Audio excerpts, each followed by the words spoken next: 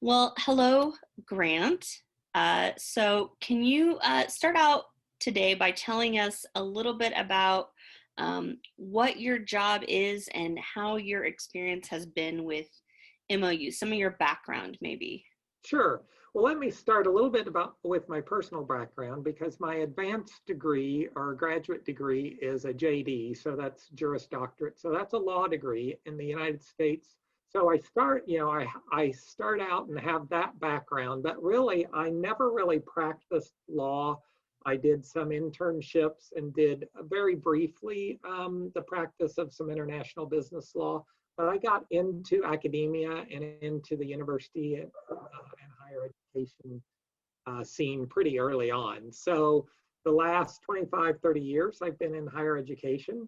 And universities and colleges and higher education use MOUs quite a bit for relationship building and relations and kind of as a guide. At Kansas State, I have the privilege of being the Associate Provost for International Programs. And so with Kansas State University, that means kind of the centralized functions, centralized international functions of the university. And one part of international programs, at least at K-State, and this is common to many universities around the US, is also the management of relationships and the management of strategic partnerships or institutional partnerships between Kansas State University and entities outside the US. Mostly universities, but sometimes government or government entities or institutes or research kind of think tanks. So that's sort of where I come from as far as dealing with the agreements and the relationships with others. All right. And so the MOUs, what are some of the purposes that you've had with different MOUs? So the Memorandum of Understanding, MOU, sometimes they call letters of intent. Sometimes they might call Memorandum of Agreements. It really depends on the organization that you may be with.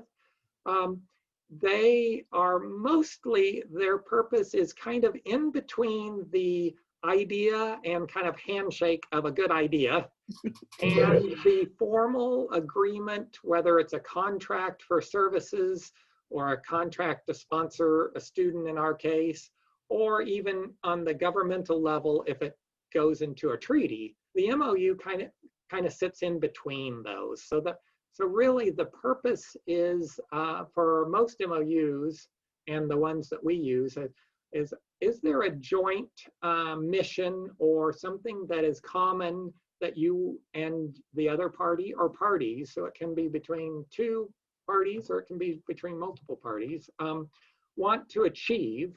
What kind of general notions or general kinds of activities would you want to achieve or outcomes?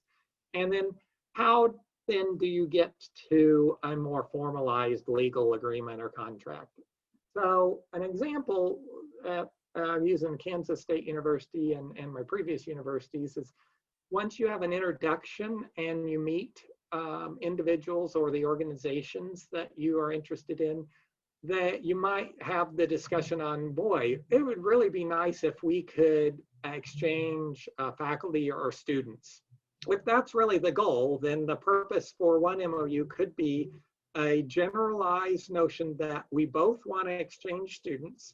We want to do it for academic reasons. We want our students to learn with and from your students and vice versa. And we want our scholars to either teach or help research with your scholars. And so that forms the purpose of that particular MOU. You write up why, you write up your information on your university and the information on the other university and entity. And then generally the MOU then leaves the specifics to another agreement or another kinds of discussions. So basically to make sure that you both have the same goals.